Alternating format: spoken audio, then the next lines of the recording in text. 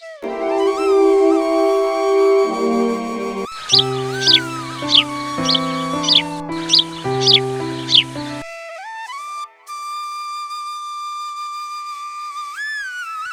किसी गांव में सेठ हरिराम नाम का एक बहुत बड़ा व्यापारी रहता था। उसकी कई दुकानें थीं, कपड़ों की, अनाज की, मसालों की और सोने चांदी के गहनों की। लेकिन जितना अमीर वह था, उतना ही लालची भी। उसके पास सब कुछ था, फिर भी उसकी आंखें और ज्यादा कमाने के सपने देखती रहती थीं। उसी गांव में गोपाल नाम का एक गरीब युवक भी रहता था। गोपाल बचपन से ही अनाथ था और बहुत मेहनती था। उसे किसी भी तरह काम मिल जाता, वह पूरी ईमानदारी से करता। जब वह जवान हुआ तो उसकी शादी एक बहुत ही सुंदर और सुशील लड़की से हुई। अपना घर चलाने के लिए वह हरिराम के घर काम करने लग गया। गोपाल दिन रात मेहनत करता, दुकान खोलने से लेकर उसे बंद करने तक, साफ सफाई से लेकर माल गिनने तक सब कुछ करता। लेकिन बदले में सेठ उसे बहुत ही कम तनख्वाह देता।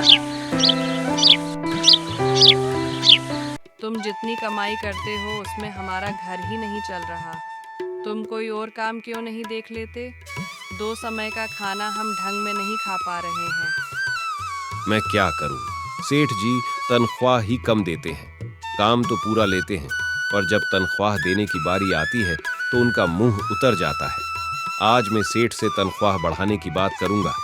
अगर उन्होंने नहीं बढ़ाई तो मैं कहीं और काम देख लूंगा। गोपाल सेठ के पास जाता है।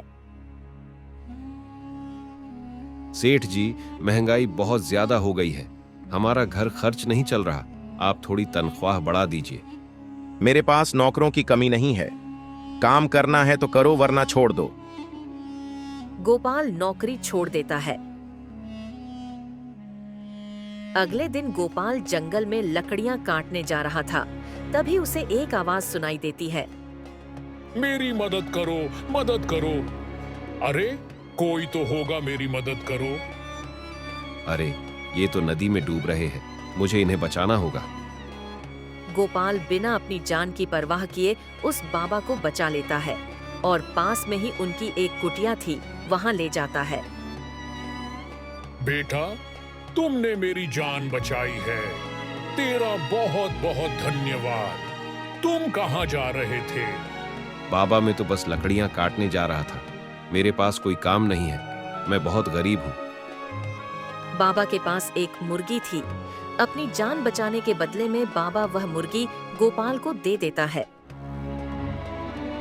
ये लो, ये जादुई दाना है, मुर्गी को थोड़ा थोड़ा रोज खिला देना, यह तुम्हें सोने का अंडा देगी।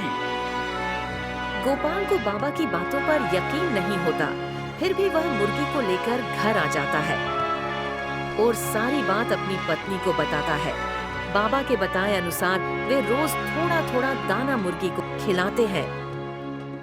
एक सुबह जब गोपाल की पत्नी उठी तो उसने देखा मुर्गी ने एक सोने का अंडा दिया। अरे देखो, यहाँ जल्दी आओ। ये क्या सोने का अंडा? फिर तो ये कोई आम मुर्गी नहीं है।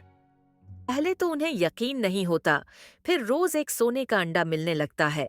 वे दोनों बहुत खुश होते हैं। गोपाल अंडों को बेच कर आता है और उसकी बढ़िया कमाई होती है।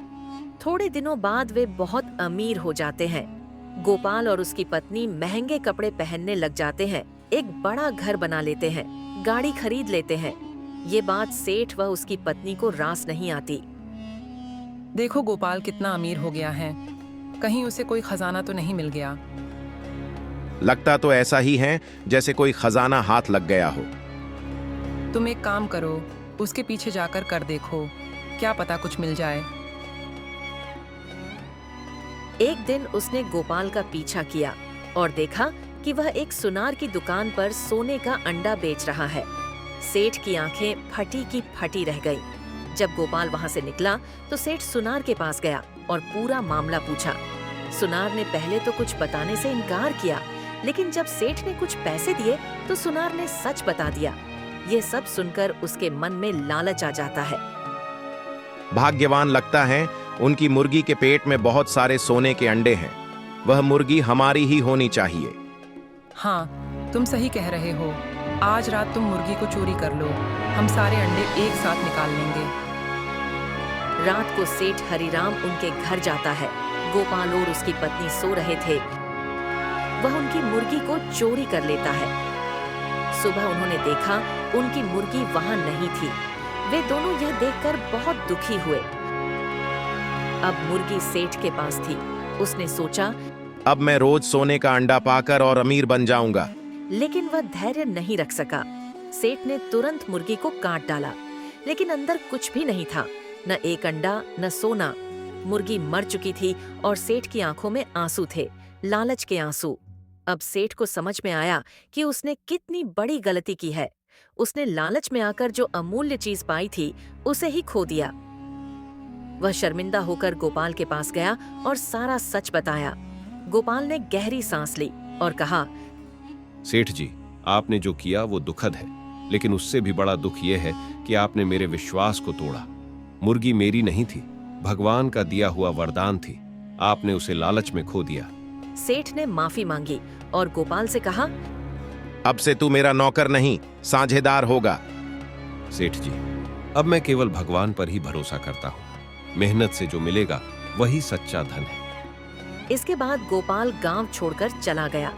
उसने अपनी मेहनत और ईमानदारी से एक छोटी दुकान खोली और कुछ वर्षों में वह पूरे गांव में इज्जतदार और सम्मानित व्यक्ति बन गया। सेठ हरिराम ने भी सबक सीखा। अब वह औरों के साथ न्याय करने लगा और लालच से दूर रहकर सादगी से जीवन बिताने लगा।